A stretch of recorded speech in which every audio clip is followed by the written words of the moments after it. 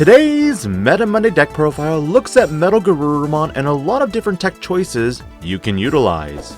Because of the current format, which heavily leans on Leviamon X and Numamon, this deck mainly looks at tech choices for you to consider moving forward. For level 2s, the BT15 Tsunomon is arguably my favorite level 2 to use as a secondary to the BT14 Bukamon. Because of Bukamon's restriction to 1, I've seen some players adjust to using only 4 eggs in which they forego a 4th copy of Tsunomon and just run 3 with the Bukamon. However, with security controls win in Worlds, this deck could also see much more prevalence. Personally, in my mind, while yes, you could reduce your chances of seeing Bukamon from 25% to 20%, having that 5th option for the matchup where losing stack after stack could be important. While true, BT15 Tsunomon's effect only triggers on adding a card to your hand by card effect, this buff does go through your opponent's turn. For Bukamon, having that jamming effect allows you to basically disregard your DP, as you'll almost always have more Digivolution sources than your opponent. For Gabumons, this is where you have a lot of flexibility in the deck.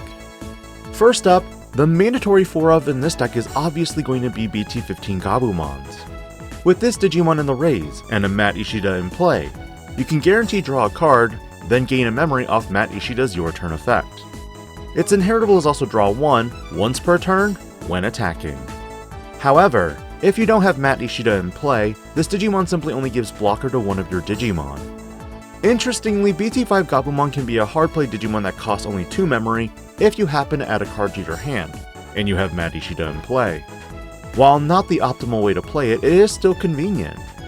EX1 Gabumon for another way to look for Tamers and your Gabumon Digimon, Gabumon X included. And then finally, the Gabumon X's that can add another layer of search or battle protection.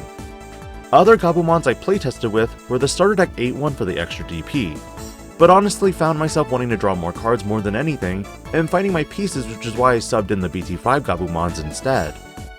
For Garurumons, you run a fairly standard lineup. 4 copies of BT15 Garurumon, this one has to be a mandatory 4 of because it can play your blue Matt Ishidas for free or your single purple Matt Ishida for a cost of 1. However, if you already have them in play, this Garurumon does draw you a card instead. In the grand scheme of things, I like that Bandai has been implementing more cards that can draw or add without having to attack. Why risk the stack when your opponent could be on a bunch of security bombs? Your secondary Garurumon is the promo one, which does not have a limited once per turn draw 1 when attacking. In combination with a slew of other Digimon, you can realistically draw 2 to 4 cards in a single turn. At times, your hand might be bigger than your deck. With Garurumon X's, you run only 3. 2 from BT9 for the Source Strip Battle Protection, and of course the newly restricted one that can gain you a memory when evoing off of a Garurumon. But more importantly, setting up your trash for the battle protection really helps. Weregarurumons are where I might get a little flack for my choices. First, of course we're going to be running the promo Weregarurumon for the free unsuspend if I have Garurumon in the Digivolution sources. Of course I'm going to run BT9 Weregarurumon X for the unsuspend and returning a level 4 Digimon back to the hand if Weregarurumon or x-antibody is in the sources. Of course I'm going to run EX5 Weregarurumon X for the trash 2 for the unsuspend, and also trash 1 for the inheritable unsuspend if my Digimon has Garurumon in its name. And of course I'm going to run a Weregarurumon Sagittarius mode promo for another layer of battle protection. While most players are running purple Weregarurumon from the starter deck for its unsuspend when you trash a card, and the inheritable of deleting a level 4, I took a completely different route and used the EX1 Weregarurumon instead. In instances where you might be promoting at a level 4, you can Digivolve into this Weregarurumon for a cost of 3, draw an extra card off of its effect, and then proc Matt Ishida immediately for a memory gain, thereby making this Digimon's Digivolution cost 2 memory. But it also builds in some memory tricks based on having 8 or more cards in your hand. While true the starter deck is bigger and has more aggro to it, the EX1 variant does help with drawing through your deck to find pieces you may need for your various matchups. Other options could be the Ace variant for the stunning effect, though I'm weary of this one mainly because Metalgarurumon's focus should really be aggro and not defense. For Metalgarurumons, the standards are the Metalgarurumon X from BT9 for the when Digivolving blocker, and the Your Turn once per turn effect that when you unsuspend, return all of your opponent's Digimon with the lowest level to the hand. Metalgarurumon Ace for the surprise factor and deleting your opponent's Digimon with the lowest level when you trash a card. And my personal favorite, the EX1 variant that can, when Digivolving, gain 1 memory for every 4 cards in your hand. Believe me, at times you might Digivolve into this for 1 or 0 memory, and on even rarer instances, actually profit on the memory. But its best ability is the when attacking effect that bottom decks one of your opponent's Digimon with an on-deletion effect. Keep in mind, this isn't once per turn, so you could combine this with the EX5 weregarurumon X, especially in the tsunomon matchups. The level 7s run a standard Blitz Omnimon, which is your only avenue of protection from bounce or deletion by card effects. You could opt for a 1 copy of BT10 Omnimon X, but honestly you get more bang for your buck with the Metalgarurumon itself. If you do happen to switch to this particular card, I'd suggest running regular BT9 x-antibodies over the protoform. Option card wise, you run 3 mental trainings. I opted not for 4 because of some of the non-blue cards, Omnimon, Metalgarurumon Ace, and protoforms that are important and can be bottom decked. However, you could go back up to 4 copies if you'd like. 3 protoforms because one thing that helps with this card is that you can recycle pieces from the build. Maybe that one of a Gabumon X, Garurumon X, or some other key piece you need for the next wave of attacks. And one last little tech I have is the blue option card High Speed Plug-in D.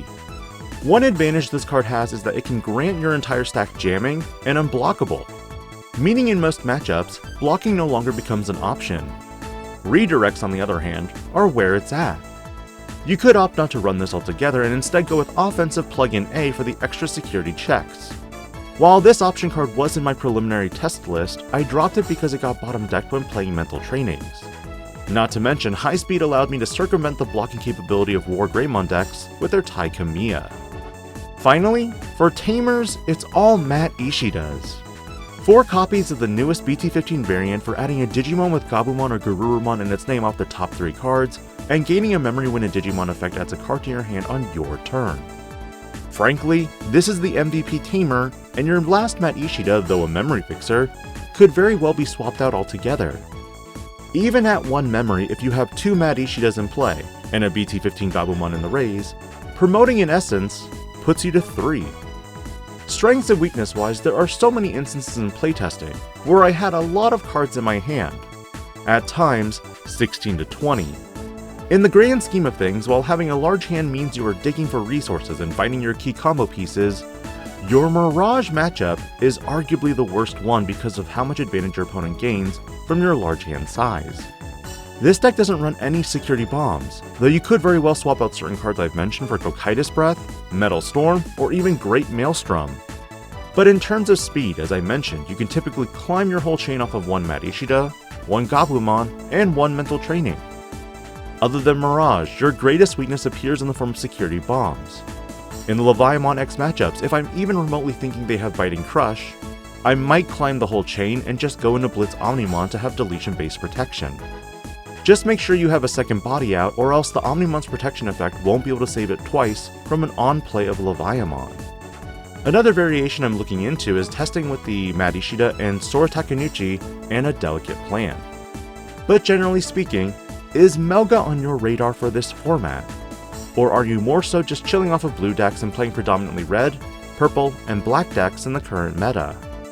With an unexplored meta and a lot of creative builds from this weekend's regionals, I'm excited to keep cooking. This is DIGI-PANDA, logging out.